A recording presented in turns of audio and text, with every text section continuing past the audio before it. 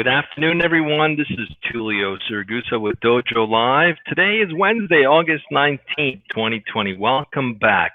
I'm joined today by my co-host, Kim Lantis in Hermosillo, Mexico, and Hi. Carlos Ponce, just outside of Mexico City. Hi, guys. Welcome back. Hi, everyone. And today we're talking with Jeff Allen of Well Learning Library.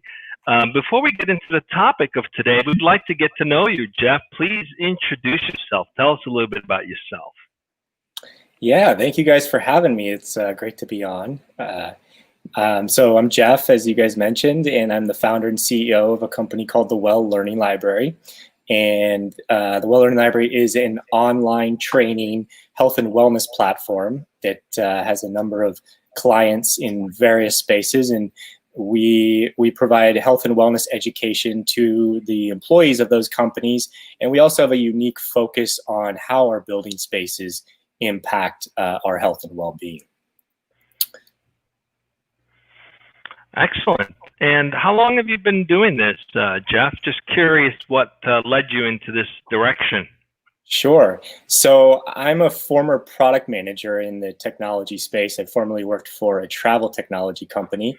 And when I left that last company, actually at the tail end of before leaving that company, they asked me to go and create an online training program for them.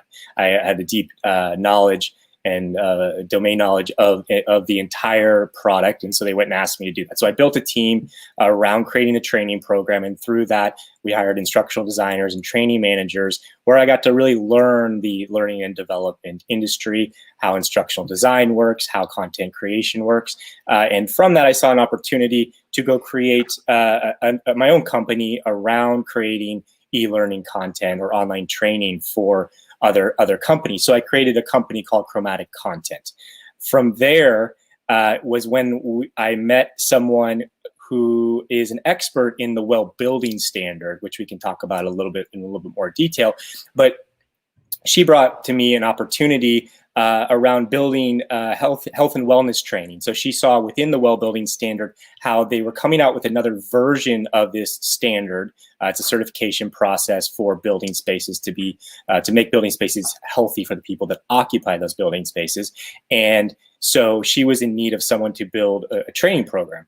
And one thing led to another. It started off as a collection of 10 training courses, and then it just became bigger and bigger and bigger to the point where it became essentially its own corporate wellness educational platform.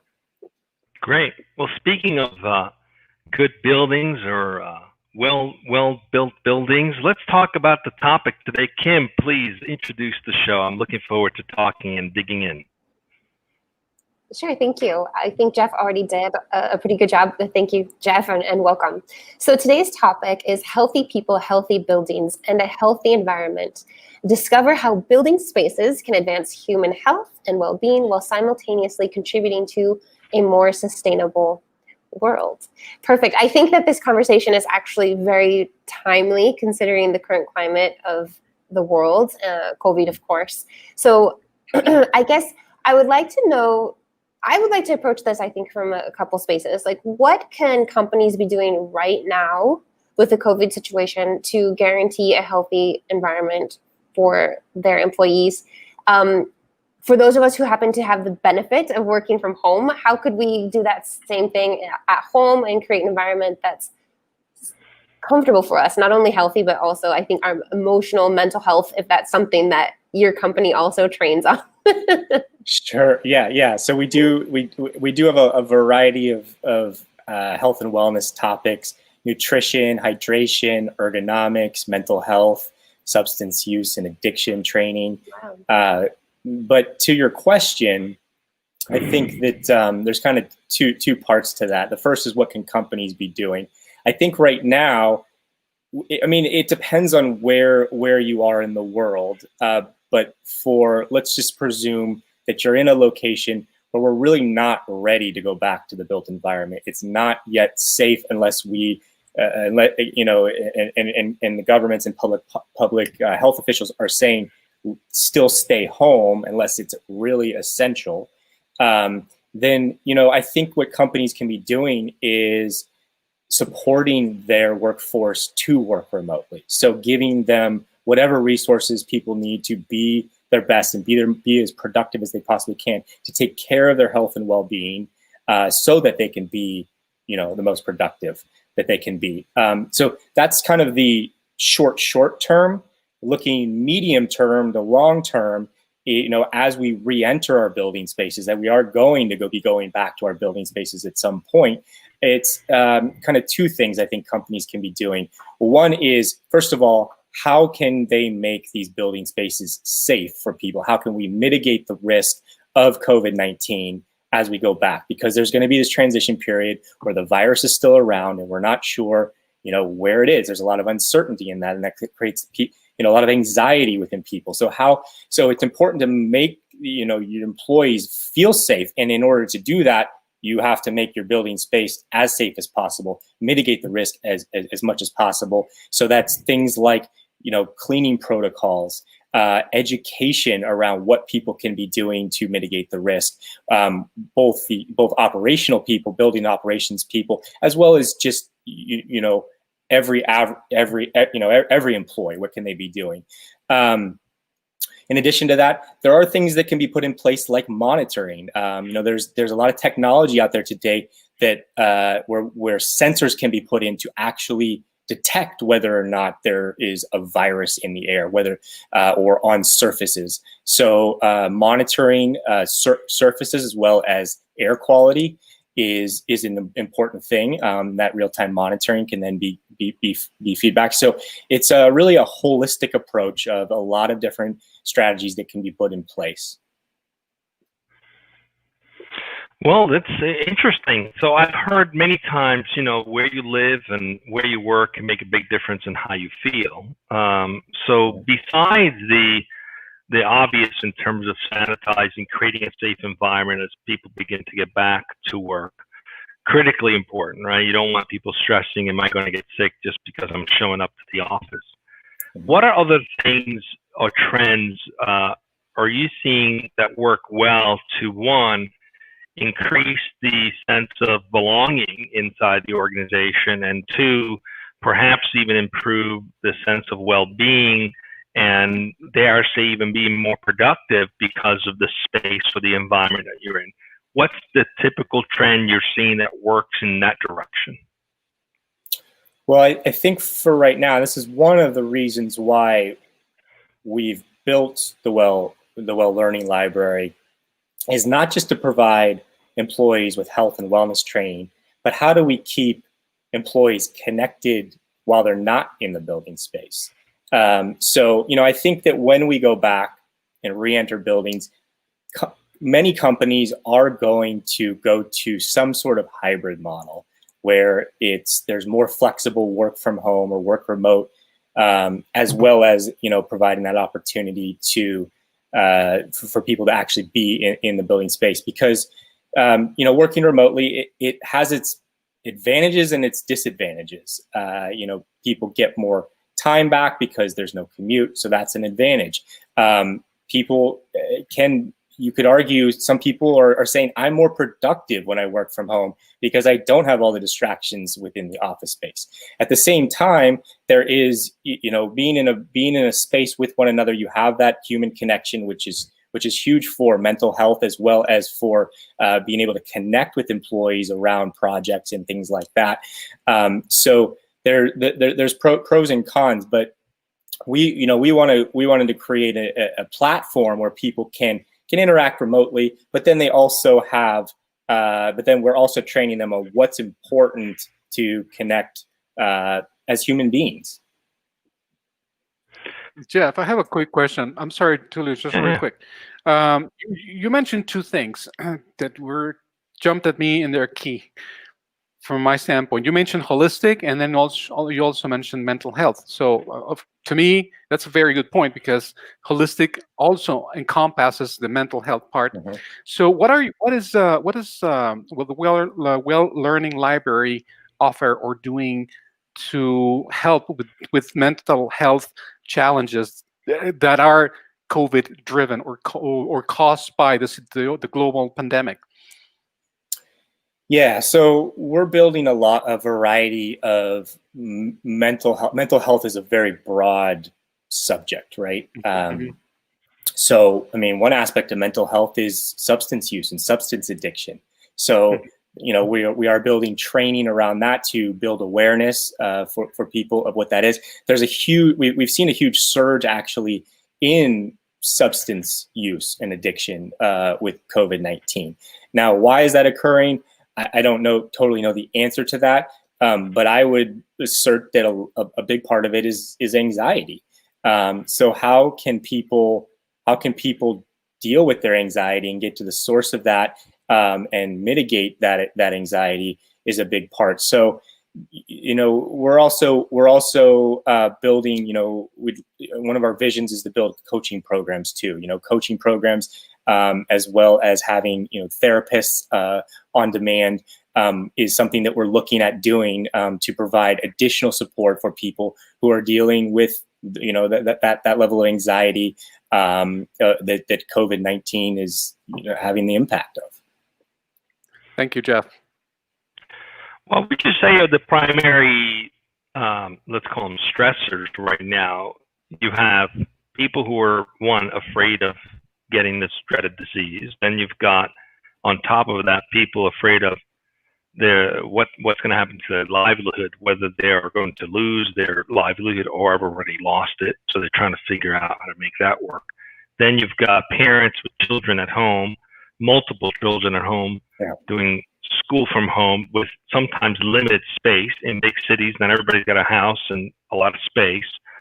So that's a lot to take on all at once, right? And let's not forget the other things that people were already dealing with, whatever that was, or whatever other health issues or family dynamics issues, whatever those things were, that didn't go away because of COVID-19, right? Sometimes they got exasperated. So what are some key things that people ought to be doing to, dare I say, pace themselves through this major change and shift? Any advice that people can take to heart? Because every single one of us is facing, one way or another, some kind of an additional stress and anxiety. Every single one of us. We're all in this. So what are some of the perhaps tips to just kind of pause and say, okay, these are the critical things you should do to get yourself a little bit more level-headed through all this? What would those be? Yeah, there's so many different factors, as you mentioned, that ultimately it comes down to uncertainty, which is, the uncertainty of financial well-being, uncertainty of physical well-being with, of potentially getting COVID or getting it and then giving it to someone that you love who is maybe more at risk of this virus really having an impact on them. But to answer your question, I think that the key is to, how do you stay in the present moment? How do you be present and essentially block out all of those things that are just unknowns? There's a lot we can't control. And so how do you let go of those things that you can't control? There's a lot of things that, you can do to do that. Meditation, breathing exercises are a good one to get yourself present and be present. Also, if you are finding yourself experiencing a lot of anxiety because of all of these unknowns and uncertainty, how can you block out some of that anxiety producing information, really? Like, sometimes shutting the news off. I'm someone who likes to really stay informed. So, I don't promote, or to ignore the news. However, sometimes, having that awareness of how is the news impacting you, right. Or simply choosing where you're getting your news from. That too, Perhaps Facebook is probably not the best choice to control your anxiety while staying informed, what was that? Right? I said Facebook is probably not the best choice to control your anxiety while trying to stay informed, right? There's a lot of misinformation, high emotions, and so yeah, like choose and select a source, I guess, that is ideal for you and works for you, and moderate it, and be aware of your own mindset when you're preparing yourself to get informed. Yeah. So shutting off social media, which is not that easy. There's a lot of research now being done around the addictiveness of social media. So it's something that I think we all need to look at as a society, as to, yes, there's a lot of advantages of social media, but in some ways it's become, it's created its disadvantages as well.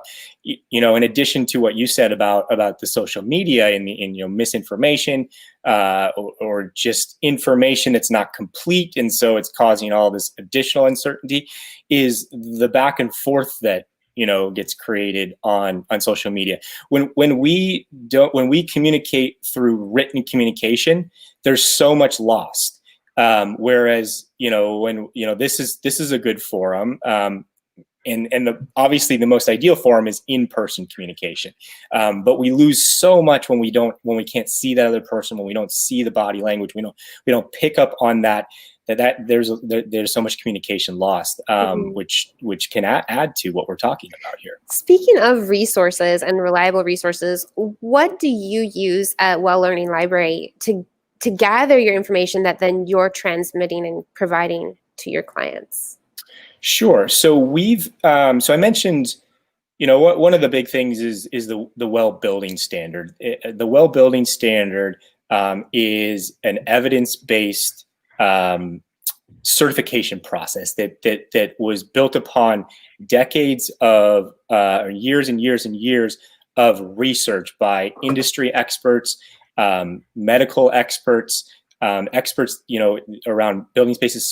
So we leverage that. We work with the International Well Building Institute that administers the well building standard for some of the best practices around health and well-being, or health and wellness in the built environment. And then we also have partnered with a variety of ergonomics experts, mental health experts, nutrition experts. We just brought on a new nutritionist and plant-based chef who is providing the platform with cooking classes around how to to make delicious, nutritious, and easy to make food right there in your home, and while also learning about the nutrition behind it. So we partner with a lot of different experts in the field. You can find some of those on our website at welllearninglibrary.com. Okay, so what I've heard is turn off those things that are triggering the negative emotions, all right? See if you can eliminate or diminish how much of that influence is triggering the stressors. But what about, your topic today is about healthy buildings and healthy environments. So, what can we do physically in our workspace or our home to create a better environment? And people who live in cities that are maybe in a crowded small apartment, are there some things that they can do to physically create a better working environment that can improve their well-being? What are some of the things that are working? Yeah, I think the biggest thing is learning what how your behaviors impact the environment.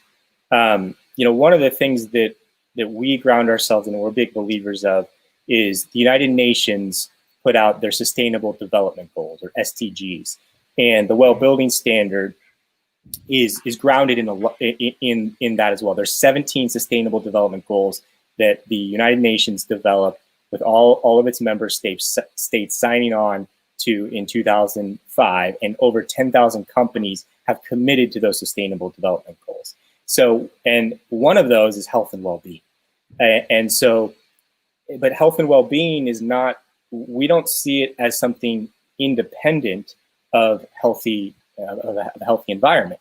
When we pollute our environment, it impacts the air quality that we then breathe. When we when water is not clean, that impacts the water that we drink. So how we impact the environment ultimately impacts us as well. So it's learning about those various factors that impact the environment, so that then people can take action and learn about, like, oh, I didn't realize that all that plastic that I'm using just goes out and is wasteful. Oh, I didn't realize that how much meat I'm eating contributes to methane in the air, that then contributes to climate change and poor air quality, as well as rising air temperatures and water temperatures.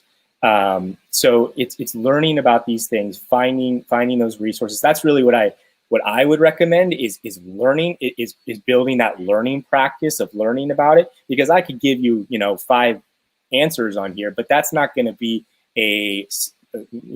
for no pun intended, a sustainable practice to continuing to learn about what you can do to make a difference. Okay, so yeah, actually, I'll go back to a quote that I said a couple days ago, or a couple episodes ago, and we learned about. I saw on Facebook, social media, like a meme that said something like 1 million people who are doing zero waste imperfectly have more impact than 100 people doing zero waste perfectly. So I think it's encouraging to get us to start small and focus on an immediate goal. And I think as far as work environments go, how we can little by little encourage other people to kind of get on board. For those companies who are interested in either with sustainability or just if I could, before you ask, I want to jump in on that. Yeah, like just to give you a personal example, right? Like, I'm not a vegetarian. I'm not vegan. Like, right? So I'm telling you about meat and how it impacts it, but I would be a hypocrite to tell you stop eating meat. Like I'm actually, in the last few months, I am grappling with that from just an ethical and personally moral perspective. I may shift that. So to your point though, it's I hear a lot of people say, oh, I can't, I'm never gonna go vegetarian. I can't go vegan. Like that's just not a it's not a habit that I can develop. But whenever I go to a restaurant, it's too hard. Well, don't do it 100%, but can you cut it back a little bit? Can you take, one meal out a week or a couple meals out a week where you're eating meatless Monday, right? Yeah, meatless Monday. There you go. Yeah. Very good. And I think that's great. And just little by little on these baby steps, right? None of us were born walking.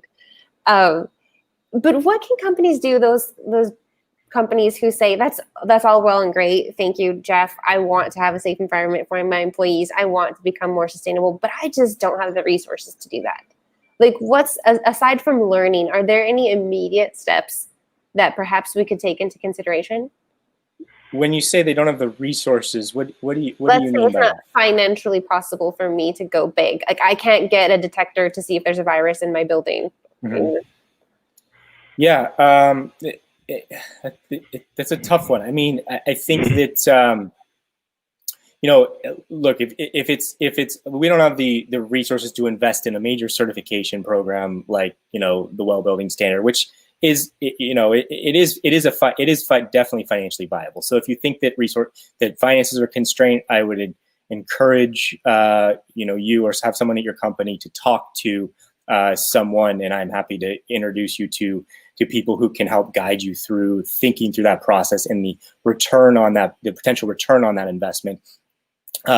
However, if that's still not financially viable after you've done that due diligence, then it's just look at what where can you start. There are a lot of for example, the well building standard or the International Well Building Institute put out a huge report on guidelines to recommended strategies and guidelines for reentry and to be prepared and for reentry. So that's something that's free and available. You can go download it from their website and start to look at areas that you can start to implement right there on your own. I think you hit the nail on the head when you talked about education is key, right? Because yes, you can hire an external company to get certified and pay a fee for that, just the same way you could learn how to do it yourself and try to, as best as possible, create an environment that closely replicates what they would have done. I mean that's just kind of do it yourself versus hiring someone who can jump right in. The do it yourself is going to take more time, it's going to take a lot more education, but I think the excuse of, well, it's too expensive, it really is just an excuse. It doesn't cost anything for people to educate themselves and to learn and to adopt even small steps that may take you a full year or two to fully implement, but every step gets you where you need to be. We're up on time. It's been a pleasure to have you. Before we do wrap up, I want to just ask you one final question, and that is, in your journey in educating people and companies about the importance of creating a healthy environment to work in, a healthy environment to thrive in, what has been one of the biggest hurdles for you in that process of helping companies through this? And how did you overcome that? Yeah, so, well, it's an ongoing effort. I'll tell you that. I think the biggest effort is how to get people to actually take the action to take the training that you've created. And create, one of the big things for us is how do we create really, really engaging, fun, and even entertaining, even sometimes funny content. Because if you build content that people are not going to want to watch, or they load it up on their computer and then they're checking their Facebook or their text messages, it does zero good. It's just wasted training content and wasted resources to develop that. So, to overcome it is to build engaging training content. With people working from home now, there's so much content out there. People are getting webinar fatigue. They're getting Zoom fatigue, or virtual teleconference fatigue. So that's something that we have to consider, and that's another practice you can put in place. Make sure you give yourself the time to get up, walk away from the computer, walk around the block. Even just taking your eyes away from the computer for a minute really can help you over the long run. Yeah, good advice on the Zoom fatigue. I gave up trying to be in front of the video all day. I prefer to walk around with the phone or a headset. I did try one of those things you hang around your neck with the iPhone in front of you, and I thought that was ridiculous, so I gave that up. But I did try. Like you said, get out there, have a walk. Don't try to constantly be in front of a screen. So it's been a pleasure to have you as our guest, and thank you for being with us today. It's been enjoyable, and hopefully those who are listening who are interested in additional ways or additional information on how to implement better, healthy work environments, to reach out, definitely visit the landing page. We will make sure we have the information they need to get access to you and to get access to your company. Carlos, what do we got coming up tomorrow? We got another show for the week. One more, Tulio. One more. And it's going to be at 1 as all of them.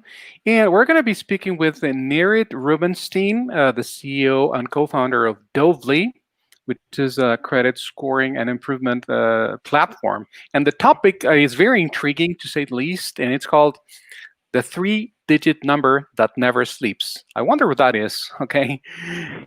Or in other words, how technology can help your credit score survive the pandemic. So that's what the guest has sent us for tomorrow's topic, tomorrow's conversation. Look forward to that right here on Dojo Live, 1 p.m. Pacific. And of course, Tulio, let's remind the audience and of course our guest, Jeff, that on Monday we're going to be at 1 p.m. We're going to be recapping the 3 shows that we had this week, including this one. So Jeff, please be on the lookout for that. If you want to, participate also, that's more than welcome. Yeah, I'll check it out. Well, Yeah, thank you guys very much for having me on. For those who don't have 20 to 30 minutes, we recap 3 shows and all the highlights in 10 minutes. 10 minutes. So 10 minutes. Monday at 1. Stay safe, everyone.